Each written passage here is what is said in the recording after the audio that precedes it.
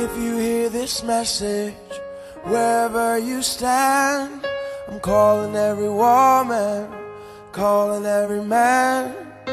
We're the generation, we can't afford to wait. The future started yesterday, and we're already late. The third thing I gotta ask myself is, are you leading with purpose? Say purpose. Purpose. Now notice, we've dealt with who you are. We've dealt with vision.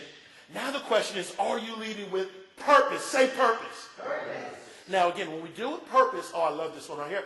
When we deal with purpose, we're dealing with this. Do you have a set of passionate, positive reasons why you want to lead or serve in a respected area? The key component of purpose is, why are you doing what you're doing? Why do you want to lead? Why do you want to serve? Why do you want to be involved? Why are you part of this organization? Why do you want to be one of America's next top leader? It all lies in a simple question of why. Say why. Why? Why? It's all why. And this is the foundation of human purpose. And the reason why this is important is because when I start leading with purpose, number one, I'm more passionate. Number two, it's a greater predictor of success. Purpose leads to success. Number three, I'm able to overcome obstacles that others are not able to overcome because of the passion behind my purpose. And the last reason why it's important to be leading with purpose is because, again, you become a better leader. Say leader. Why do you become a better leader? Well, you become a better leader because one of the keys to motivating, inspiring, and empowering yourself and others is being able to answer the question, why?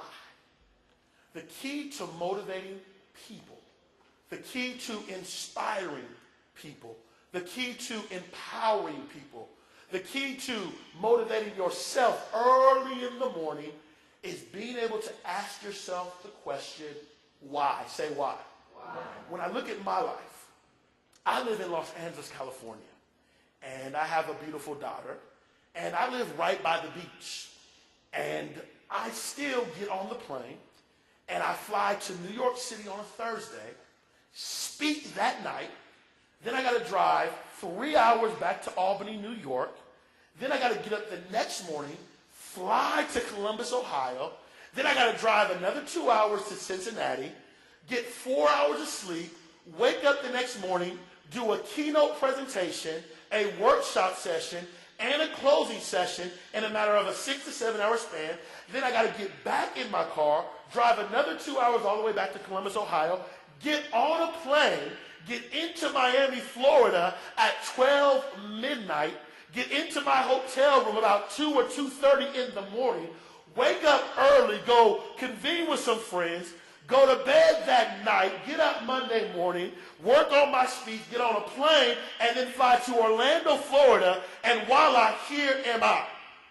All this stuff going on with emails, with phone calls, and everything you can imagine that sometimes can make you tired and sometimes can drain you. And the question now becomes, is what motivates me to come in here and to give you the best that I have? I mean, I'm tired.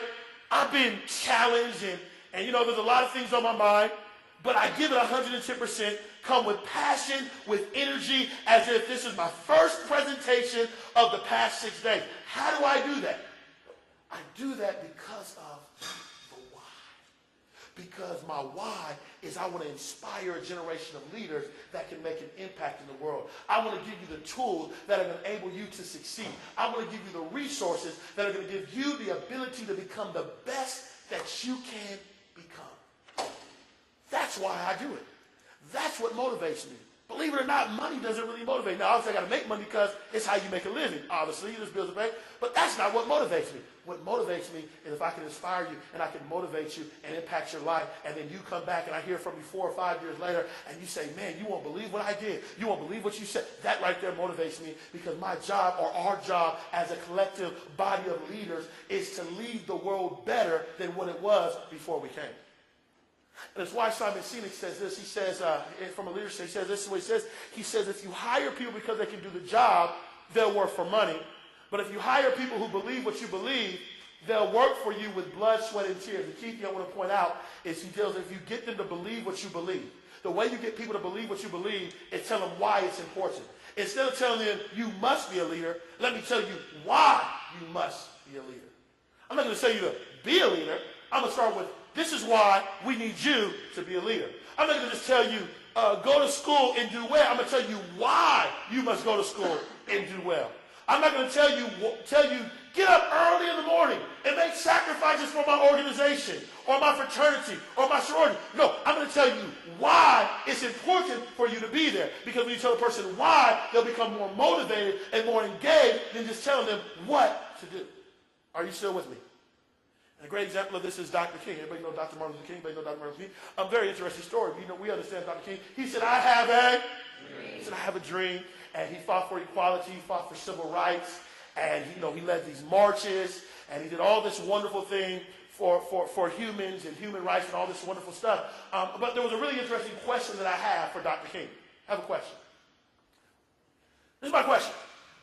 I want to know, Dr. King, how can you motivate and inspire people to live out nonviolence when they are being hosed, they are being disrespected, their churches are being bombed, they're being shot at, they're going to jail for no reason, people may be spitting in their face?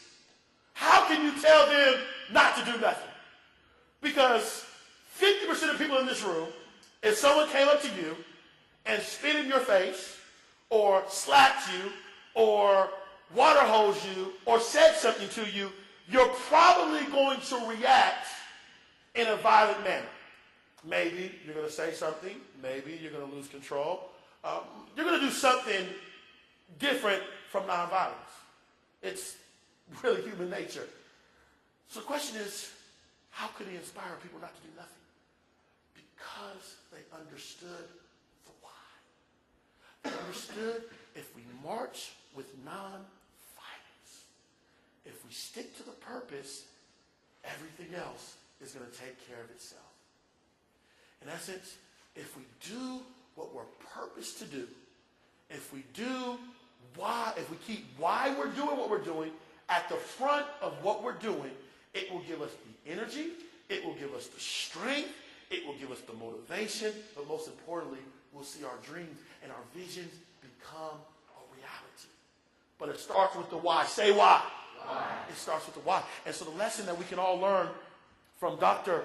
Martin Luther King is very simple. The lesson that we can learn is that if I'm going to be an effective leader or even have personal success, I have to develop a set of positive, passionate reasons why, say why, why I am leading, why I am serving, why am I being a part of this organization, why am I a part of that organization, why am I doing well in school. I got to start listing the reasons of why, because when I list the reasons of why, or why people should follow me as a leader, when I start listing the reasons of why, that why will give me the inspiration and the motivation and the encouragement and the empowerment to move forward. Say forward. Forward. But it starts with asking the question, are you leading with purpose? Say purpose. Purpose.